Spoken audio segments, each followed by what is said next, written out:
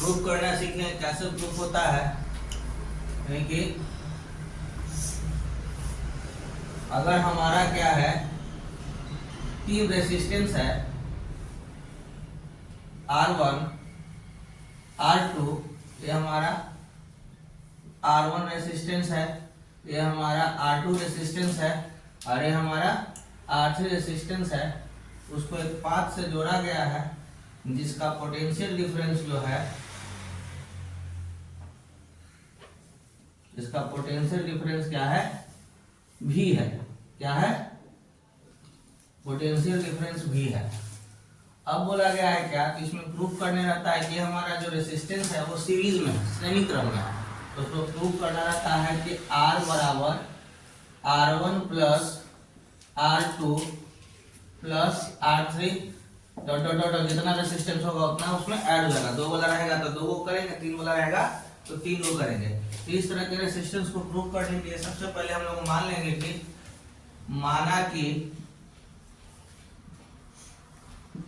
माना कि R1, R2 और R3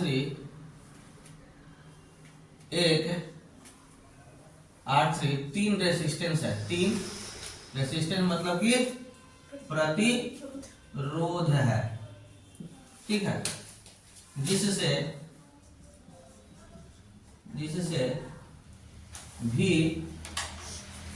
विभवांतर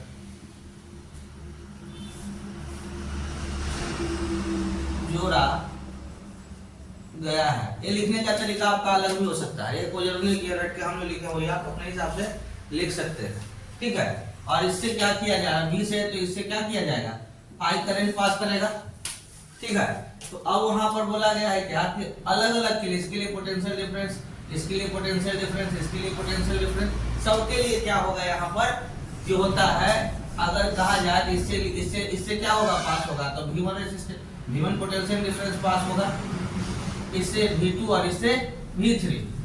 तो ओम के नियम से लिखेंगे, ओम के नियम से, ओम का नियम क्या होता है, V बराबर IR होता है, ये आपका ओम का नियम होता है। इसको क्या करना है, यानी इसके नियम से हम लोग चलेंगे, लिख सकते हैं V1 बराबर, सभी से करंट देखो I ही पास कर रहा है, इससे सबसे करंट एक ही पास हो रहा है, तो I तो हमारा कांस्टेंट रह जाएगा, I R1, V2 बराबर I R2 और V3 बराबर I R3। इसको समीकरण 1 मान लेंगे, इसको समीकरण 2 मान लेंगे, इसको समीकरण 3 मान लेंगे, ठीक है। उसके बाद चलेंगे समीकरण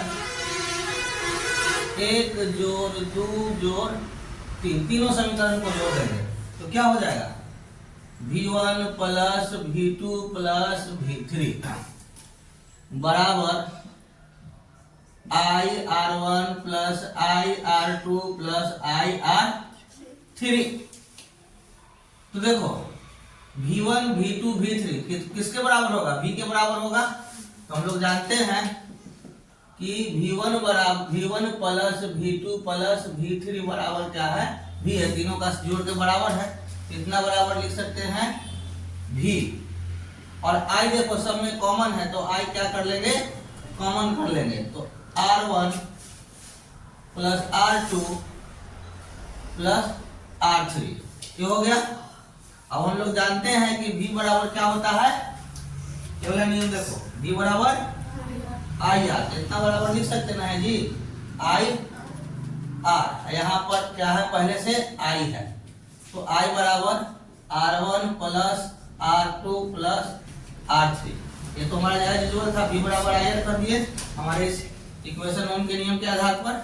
I से I खत्म हो गया ना, यानी कह सकते हैं R बराबर R1 plus R2 plus R3, ये हमारा क्या हो गया, प्रूफ हो गया। आ रहा था ना, चलिए इस तरह से इसको नोट डाउन कर सकते हैं।